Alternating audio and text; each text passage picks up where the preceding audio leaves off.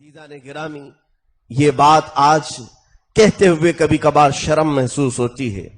اس علاقے میں ہم یہ بات کر رہے ہیں اور اس زمانے میں ہم بات کر رہے ہیں جہاں لوگ علم کے دشمن ہیں، جہاں علم سے کتراتے ہیں، علمی انداز سے بھاگنا چاہتے ہیں۔ جاہلوں کا دور ہے اور ہر کوئی جہالت پسند کرتا ہے۔ ایک بات یاد رکھنا کہ دنیا کی ہر برائی کی ماں جہالت ہے۔ جہالت کے پیٹ سے ہزاروں برائیاں پیدا ہوتی ہیں۔ آدمی جاہل ہو، اس کی مثال ایسی ہے۔ جہالت لفظ ہے عربی کا اندھیرے کے معنی میں، اندھیرے کو کہا جاتا ہے، اور علم جو ہے نور ہے، روشنی کو کہا جاتا ہے۔ اندھیرے اور اجالے میں فرق کیا ہے یہ آپ کو میں سمجھا دوں۔ ایک کمرہ ہے، ایک روم ہے، روم کے سارے دروازے بند، کھڑکیاں بند، رات کا وقت ہے، لائٹ بھی بند کرو، اندھیرا ہی اندھیرا ہے۔ اس کمرے میں آپ بیٹھے ہو اور شدت کی بھوک لگی ہو، کوئی سامنے آپ کو آ کر کے ایک برتن آگے بڑھا دے کہ کھا لو میاں، اس میں کھانا رکھا ہے، آپ اندازاً ہاتھ ڈالیں گے اس میں، اور جہاں برتن ہے ٹٹول کر کے کھائیں گے، یہی ہوگا نا۔ اب لانے والے نے کیچڑ لایا کہ گوبر لایا کہ حلوہ لایا کہ کھانا لایا، کچھ پتہ نہیں، جو ہاتھ میں آیا وہ اٹھایا اور کھا لیا۔ کیوں؟ دکھ نہیں رہا ہے کہ برتن میں ہے کیا، کھا لیا، جو کچھ بھی میسر آیا کھا لیا۔ وہ تو جب پتا چلے گا جب لائٹ لگے گی کہ کھایا کیا تھا اور برتن میں کیا تھا۔ ایک جاہل کی یہی مثال ہے کہ جب علم نہیں ہوتا ہے تو اسے کوئی بھی گمراہ کرتا ہے، یہ اسلام میں ہے، یہ اسلام میں ہے، یہ اسلام میں ہے۔ وہ برتن اس کے سامنے آتے جاتے اور وہ ہاتھ مارتا اور کھاتا جاتا ہے۔ حرام حلال کی کوئی تمیز نہیں ہوتی جاہل کو۔ جس کے پاس علم نہیں ہے اسے تو نمازوں کا بھی تک طریقہ نہیں معلوم ہوتا۔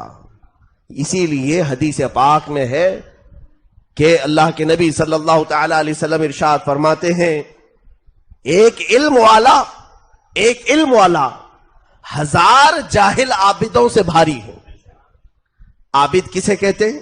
عبادت کرنے والا، 5 وقتہ نماز پڑھتا ہے، تہجد بھی پڑھتا ہے، سب پڑھتا ہے، علم نہیں تو اسے کبھی بھی شیطان چکمہ دے سکتا ہے، کبھی بھی اسے غرور میں مبتلا کر سکتا ہے، گھمنڈ میں مبتلا کر کے اس کی ساری عبادتیں ضائع کرتا ہے۔ ایسے شیطان نے کئی لوگوں کو معراج بھی کروا دیا، جاہلوں کو۔ اور آج ایسے ہی جاہل لوگ جب پیر بنتے ہیں تو وہ خدا تک پہنچنے کی بھی بات کرتے ہیں۔ یہی تو بات ہے، شریعت کا علم اور شریعت کی کوئی بو بھی ان تک لگی نہیں ہوتی، اس لیے ایسی باتیں کرتے ہیں کہ ہم نے خدا کو یہاں دیکھا ہے۔ معاذ اللہ رب العالمین، چند دنوں پہلے ایک صاحب آئے اور انہوں نے کہا کہ ہمارے پیر صاحب بکرے کے بھیجے میں اللہ دکھاتے ہیں۔ معاذ اللہ رب العالمین، اس کے بعد ہی وہ مرید کرتے ہیں۔ اللہ کے نبی صلی اللہ تعالی علیہ وسلم کا یہ فرمان، یا ام المومنین عائشہ صدیقہ ہوتی تو پھر ان کو کوڑے بھی لگا دیتی۔ قرآن تو کہہ رہا ہے لا تدرکہ الابصار وہو یدرک الابصار، کوئی آنکھ اسے دیکھ نہیں سکتی، وہ سب کو دیکھ رہا ہے، اور جس آنکھ نے جو دیکھا وہ خدا ہو نہیں سکتا۔ بیداری کے عالم میں اگر کسی نے کہا کہ میں نے خدا کو دیکھا تو جو تو دیکھا ہے وہ خدا نہیں، کیونکہ خدا اگر آنکھوں میں آیا تو وہ سما گیا، پھر محیط ہو گیا۔ محیط ہو گیا، محیط کا مطلب ہوتا ہے گھیرا بندی، ایک لمٹ ہو گئی اس کی، اور خدا وہ ہے جو لمٹ ہی نہیں اس کی، بے انتہا ہے۔ ہماری آنکھیں تو صرف ایک گھیراؤ کو دیکھتی ہیں نا۔ عزیزان گرامی، یہ ساری باتیں یہ جہالت کے پیٹ سے نکلتی ہیں۔ لوگ اپنے سجدے کرواتے ہیں، لوگ حرام کاریوں میں اپنے تن آسانی کے لیے اپنی طبیعت کی خواہشوں کو اسلام بتا کر کے بھولے بھالے مسلمانوں سے سب کچھ کروا لیتے ہیں، سارے لوگوں سے کروا لیتے ہیں۔ ایک صاحب ایسے بھی دیکھا حیدرآباد کے، اور وہ اس علاقے کے کئی ایسے لوگوں کو کہ وہ صاحب مردوں کو اور عورتوں کو ایک ہی کمرے میں سلاتے ہیں، اور اس طور پر یہ حکم دیتے ہیں کہ سب بھائی بہن ہوتے ہیں، کوئی بھی اجنبی نہیں ہوتا، کوئی بھی غیر محرم نہیں ہوتا، ہم سب جنت میں ہیں، اور جنت میں جس طرح ایک دوسرے سے ملنا ملانا سب چلتا ہے۔ معاذ اللہ رب العالمین، میں جب یہ بات سنا تو مجھے یہ یقین کرنے میں ذرا بھی دیر نہیں لگی۔ صحیح کہا انہوں نے کہ یہ جنت ہے، کیونکہ میرے آقا نے فرمایا الدنیا سجن للمؤمنین و جنت للکافرین، دنیا تو مومنوں کے لیے جنت نہیں ہے، قید خانہ ہے، اور جنت ہے تو کافروں کے لیے۔ اگر آپ کے لیے جنت ہے تو پھر اس کیٹیگری میں ہوں گے آپ۔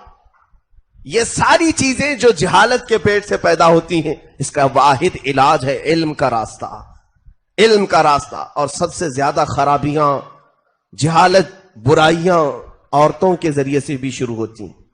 بسا اوقات یہ عورتیں بہت ہی مضبوط علم کی حامل بھی ہوتی ہیں، لیکن کبھی کبھار یہ بہکتی ہیں تو پورا خاندان تباہ ہوتا ہے، ان کی گودوں میں کھیلنے والے بچوں کی تربیت خراب ہو جاتی ہے۔ سچ کہا ہے جس نے بھی کہ ہر بچے کی سب سے پہلی درسگاہ اس کی ماں کی گود ہوتی ہے، پہلی یونیورسٹی ہے ماں کی گود۔ جہاں وہ دودھ پلاتے اپنے بچے کو تربیت دیتی ہے، وہی بچہ اخلاق لے کر کے بڑا ہوتا ہے، وہی تربیت لے کر کے وہ جوان ہوتا ہے۔ میری گزارش ہے عورتوں سے خاص طور پر کہ آج تمہاری گود میں اگر کوئی ننا منا پل رہا ہے تو اللہ کے لیے اس کو دودھ کے قطرے دینے کے وقت اپنے آنکھوں سے بے حیائی کے انجام نہ دیکھو، بے حیائی نہ کرو، اور نہ ہی فحش کوئی کرو، بد کلامی۔ یہاں گانے سن رہی ہیں، ٹی وی دیکھ رہے ہو، بچہ دودھ پی رہا ہے، کیا اثر جائے گا اس کی زندگی پر؟ یہ سارے واہیات اس پر اثر کریں گے۔ ٹھیک ہے تھوڑی دیر کے لیے آپ انٹرٹینمنٹ کر لیتے ہیں، الگ بات ہے، لیکن جب کسی چیز کی پرورش ہو رہی ہو، تربیت ہو رہی ہو، تو اس کا خیال رکھا